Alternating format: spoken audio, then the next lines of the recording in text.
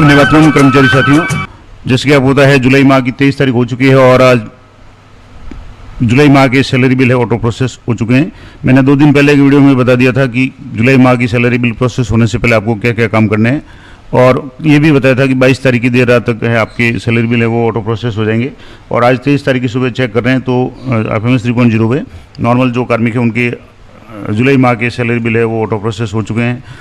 PD add के कार्मिकों के अभी बिल शो नहीं हो रहे हैं, तो हो सकता है आज दिन में ये बिल एलोकेट हो जाए। अब आपको क्या क्या चेक करना है, विशेष रूप से इंपॉर्टेंट बातें जो बहुत ध्यान रखने वाली है जुलाई माह की सैलरी में, वो मैं आपको स्टेप बाय स्टेप बताऊंगा। सबसे पहले तो आपको FMS 3.0 पे DDO लॉगिन में जाना है, और DDO लॉगिन में जाने के बाद में आपको यहाँ एम्प्लॉय मैनेजमेंट पे क्लिक करना है। यहाँ एम्प्लॉय मैनेजमेंट पे आप जैसे क्लिक करेंगे तो आपके यहाँ ऑप्शंस मिलेगा बिल्स। अब बिल्स में जाना है, और बिल्स में जाने के बाद में आपको नीचे स्क्रॉल करना है और एक ऑप्शन आएगा आपको बिल स्टेटस। इस बिल स्टेटस में जाकर के आप यहाँ से चेक कर लें तो यहाँ पे मंथ है, यानी जैसे यहाँ फ्रॉम 1/7 से 23/7 तक यानी इस महीने का आ जाएगा। अब यहाँ आप देख लें कि हो सकता है आपने जुलाई माह में कोई दूसरा बिल बनाया तो वो भी यहाँ से होंगे, लेकिन यहाँ बिल टाइप और बिल सब टाइप चेक करें। यहाँ बिल टाइप में सैलरी बिल आना चाहिए और बिल सब टाइप में रेगुलर सैलरी। इसका मतलब होगा कि ये बिल है वो सैलरी बिल है और जुलाई माह के। दूसरा यहाँ बिल स्टेटस में bill not forward to treasury, ये ऑप्शन आ रहे हैं। अब यहाँ आप देख लें जैसे डिफ़ॉल्ट 5 है तो इसको आप मैक्सिमम कर लें, तो इस माह के जितने भी बिल होंगे जुलाई के आपके शो हो जाएंगे, जिनमें से ये जो लास्ट वाला बिल है वो ये DA एरियर है, सैलरी बिल है लेकिन सब टाइप में DA एरियर है, नहीं ये DA का बिल है जिसका वाउचर जनरेटेड है। बाकी जो सारे बिल है वो सैलरी के, और यहाँ रेप bill not forward to treasury, यानी ये बिल अभी तक ट्रेजरी फॉरवर्ड नहीं हुए हैं। अब आपको प्रत्येक बिल की जो रिपोर्ट्स है वो यहाँ से रिपोर्ट्स व्यू रिपोर्ट्स पे आकर के क्लिक करेंगे तो प्रत्येक बिल की आपको रिपोर्ट्स डाउनलोड करनी है, और रिपोर्ट डाउनलोड करने के बाद में चेक करना है कि वास्तव में उनका क्या क्या, जैसे यहाँ से मान लो कोई भी एक यहाँ इस ग्रुप की मैं एक रिपोर्ट्स डाउनलोड कर रहा हूँ, तो यहाँ आपके इनर है, आउटर है और शेड्यूल, ये तीनों हैं। जिसमें से खास करके आप इनर और शेड्यूल जरूर डाउनलोड करके चेक कर लें कि संबंधित कर्मचारियों की कटौती वगैरह हुई या नहीं हुई। तो यहाँ से जैसे एक मैंने डाउनलोड किया और इसको मैं वापस यहाँ से ओपन करके इसको जूम करके बता रहा हूँ। यहाँ आपको किन किन बातों को विशेष रूप से चेक करना है। तो सबसे पहला काम तो जो आपको करना है कि जिन जिन कर्मचारियों का जुलाई माह में इंक्रीमेंट लगना था, अब इसमें पहले तो सभी का जुलाई माह में लगता था, लेकिन विगत साल भर से एक नया सिस्टम आया कि जिनकी सर्विस है वो अगर मान लो दिसंबर तक पूरी हो जाती है तो उनको जनवरी से इंक्रीमेंट लगेगा, और बाकी 30 जून तक जिनकी सर्विस है वो 2 साल प्रोबेशन पूरा हो जाता है तो उनको जुलाई से इंक्रीमेंट मिलेगा। तो जो नए कर्मचारी हैं उनके लिए थोड़ा सा देखना पड़ेगा कि उनके जुलाई या जनवरी का इंक्रीमेंट लगता है। बाकी जितने भी पुराने कर्मचारी है लगभग सभी के जुलाई का इंक्रीमेंट लगता है, तो उनका इंक्रीमेंट लगा या नहीं लगा। अगर मान लो उनकी IPR सबमिटेड है और कोई किसी तरह का इशू नहीं है तो उनका बेसिक अपडेट हुआ या नहीं हुआ। तो सबसे पहला काम तो ये करना है आपको कि इनका बेसिक चेक करें, ये बेसिक अपडेटेड है नहीं। आपने जो कार्यालय आदेश निकाला था उसके अनुसार इसको चेक कर लें कि जुलाई माह में सैलरी कितनी होनी थी और बेसिक कितना है। दूसरा इसका DA यानी इसका 60% चेक कर लें कि जो भी मूल वेतन है उसका 60% ये है या नहीं है। जैसे मान लो ये 80,000 है तो 8 से 48, तो यहाँ से 48,000 आ गया DA, तो इस तरीके से ये 60% हो गया। HRA है वो 10% सामान्य शहरों में है तो यहाँ 1 जीरो इसका कम कर लें, जो भी बेसिक उसका 1 जीरो कम कर लेंगे। यहाँ से जैसे 50,800 है तो इसमें से 50-80 यानी 1 जीरो कम हो गया। जो मेगा सिटीज जहाँ HRA है वो 20% वगैरह मिल रहा है तो आप देख लें उसके अनुसार है या नहीं है। तो सबसे पहला काम तो आपको करना है कि बेसिक अपडेट हुआ या नहीं हुआ। दूसरा बेसिक के साथ में DA HRA अपडेट हुआ या नहीं हुआ। नॉर्मली तो आपके जो भी आप बेसिक अपडेट करते हैं तो उसके साथ में DA HRA अपडेट हो जाता है, लेकिन कुछ कर्मचारियों के नहीं होता है तो आपको मैनुअली करना पड़ता है, तो वो आप जरूर चेक कर लें, नहीं तो आपको वापस एरियर वगैरह बनाने की समस्या होगी। तो एक काम तो ये करना है कि ये तीनों चीज़ें आपको अलाउंस चेक करना है।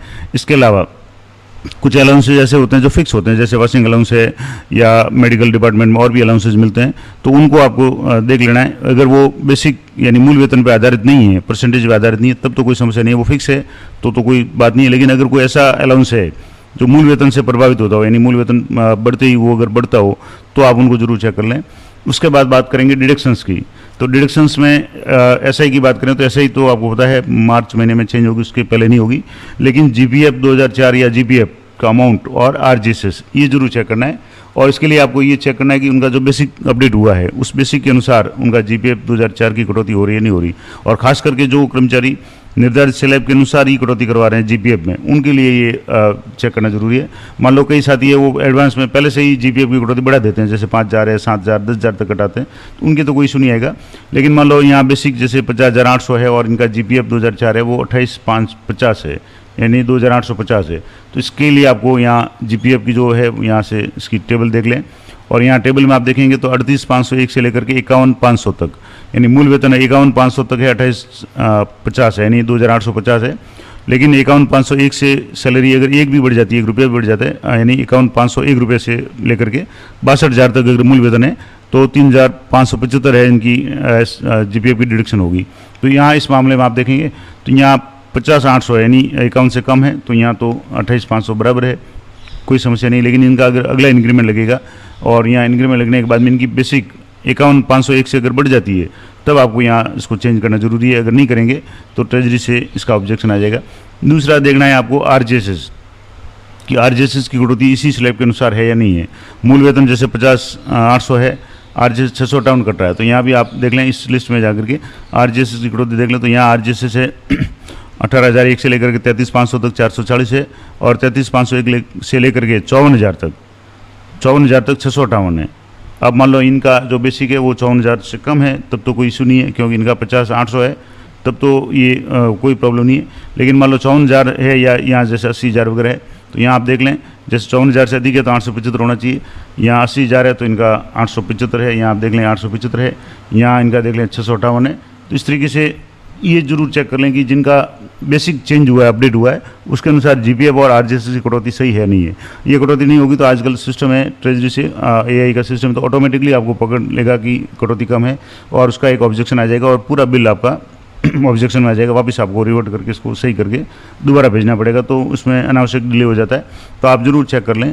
तो ये 2-3 चीज़ें मैंने इंपॉर्टेंट बता दी। इसके बाद में आपको चेक करना है इनकम टैक्स, क्योंकि इनकम टैक्स जैसे अभी जुलाई माह की ये सैलरी है तो मार्च, अप्रैल, मई, जून, जुलाई 3 और 2 5 महीने की सैलरी तो प्रोसेस हो चुकी है। आगामी महीनों की सैलरी जब भी प्रोसेस होगी उसमें जो भी टैक्स बन रहा है इस वित्तीय वर्ष का वो आपको एडवांस टैक्स के रूप में काटना है। तो डीडीओज़ की जिम्मेदारी है कि वो प्रत्येक क्वार्टर के हिसाब से जितना भी टैक्स संभावित बन रहा है उसके अनुसार कटौती कर लें। अब इसमें कई कर्मचारी साथी भी थोड़ा ध्यान नहीं देते हैं, और वो जब टैक्स का भी अगर मान लो बकाया रहता है तो लास्ट के महीनों में दिसंबर जनवरी में एक साथ कटवाने की कोशिश करते हैं फरवरी तक। तो इसमें कई बार टेक्निकल इशू भी हो जाता है, फरवरी की सैलरी के भरोसे नहीं, कई बार बजट कम होता है या बजट नहीं आता है तो सैलरी में डिले हो जाता है, और ऐसी स्थिति में फिर आपका टैक्स है वो चालान से जमा कराना पड़ता है। तो ऐसी नौबत नहीं आए, इसलिए थोड़ा थोड़ा टैक्स प्रत्येक महीने में आप कटौती करवाते रहें ताकि आपको भी वित्तीय भार नहीं पड़े, और डीडीओ की भी जो क्वार्टरली है वो 4 क्वार्टरली है उसमें कुछ न कुछ अमाउंट आ जाए। तो ये इनकम टैक्स का भी आप जरूर चेक कर लें। तो कुछ इंपॉर्टेंट बातें मैंने आपको बता दी कि जुलाई माह की सैलरी बिल प्रोसेस होने के बाद आपको किन किन बातों पर विशेष ध्यान देना है। पहला, जुलाई इंक्रीमेंट। एक और इम्पोर्टेंट बात मैं आपको बताऊंगा कि इस बार बड़ी मात्रा में कई साथियों के ट्रांसफ़र हुए हैं। अब ट्रांसफ़र भी हुए हैं, जैसे मान लो किसी भी कर्मचारी की एलपीसी आपने यार जो एम्प्लॉय आईडी है एफएमएस 3.0 पे अगर दूसरे विद्यालय में ट्रांसफ़र कर ली, कार्यालय में कर ली जहाँ उनका पदस्थापन हुआ है, तब तो वहाँ से सैलरी बन जाएगी। लेकिन नहीं की है तो आप जितने दिन का बनाना है, पूरे महीने की बनानी है, तब तो कोई इशू नहीं है। लेकिन अगर मान लो पार्शियल बनाना है तो वो भी आप देख लें कि उनका पे स्टॉप कर करके उनकी पार्शियल पे बनाएं, नहीं तो पूरी सैलरी बन जाएगी। दूसरी जो इम्पोर्टेंट बात है कि कई ऐसे साथी हैं जो प्रोजेक्ट में या वैदेशिक सेवा कह सकते हैं जिसमें समसा में हैं या सीबीओ ऑफिस में आरपी या समसा में पीओ के रूप में या एसीबीओ के रूप में सीबीओ ऑफिस वगैरह में लगे हैं। वहाँ सिस्टम अलग है, वहाँ जो एफएमएस 3.0 नॉर्मल पे सैलरी नहीं बन करके पीडी एड्स के अंतर्गत या अन्य तरीके से ऑफलाइन टाइप सैलरी बनती है। तो ऐसी स्थिति में उनके लिए फिर एक नई समस्या हो जाएगी, क्योंकि उनके लिए निर्देश ये है कि जितने दिन आपने विद्यालय में काम किया है उस दिन तक की सैलरी आपको वहाँ से बनानी है, बाकी की सैलरी आपकी प्रोजेक्ट से बनेगी, क्योंकि प्रोजेक्ट का मामला अलग होता है। अब ऐसी स्थिति में जैसे मान लो मैं खुद की बात करूँ तो मेरा जैसे आरपी में चयन हुआ और मैंने 15 जुलाई को आरपी में ज्वाइन किया, तो मुझे भी ये कहा गया कि आप 14 तारीख तक की सैलरी है आपकी जो विद्यालय से बनवाएं और 15 तारीख से प्रोजेक्ट में बनेगी, तो उसका सिस्टम अलग रहेगा।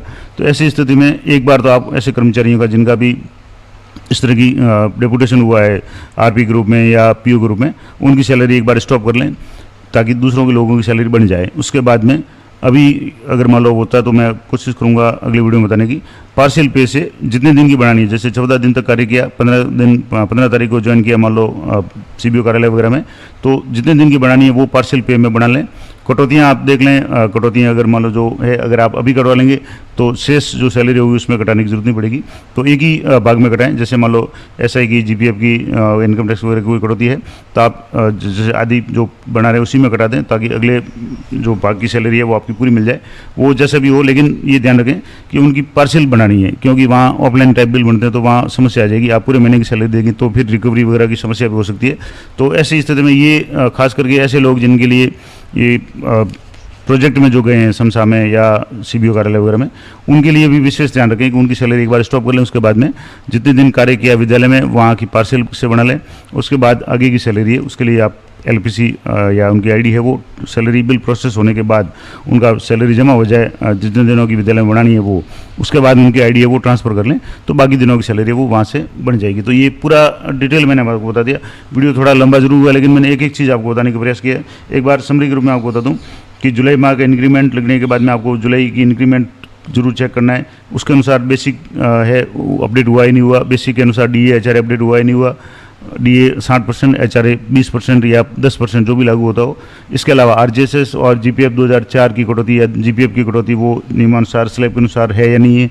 बेसिक अपडेट होने से क्या वो अगर प्रभावित हो रही है तो उसको आपको अपडेट करना है।